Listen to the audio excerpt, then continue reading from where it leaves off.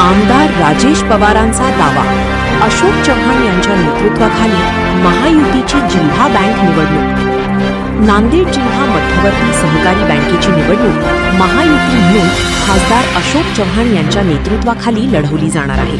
मात्र ही निवडणूक बिनविरोध व्हावी यासाठी खासदार अशोक चव्हाण प्रयत्नशील असल्याची माहिती आमदार राजेश पवार यांनी आज दिली।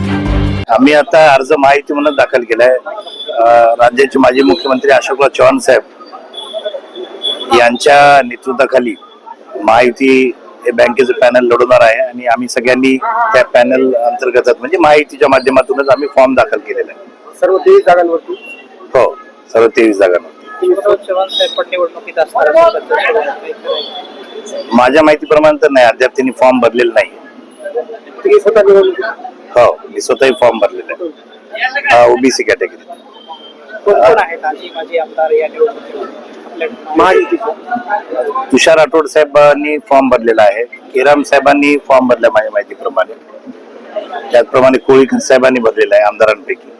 एवढी नावं सध्या मला माहिती आहेत। आज शेवटचा दिवस आहे, अजून क्लिअर होईल 1 तासामध्ये एकूण किती जणांनी फॉर्म भरले। महायुतीचं स्वतंत्र पॅनल असेल का मग काही वेगळं असेल?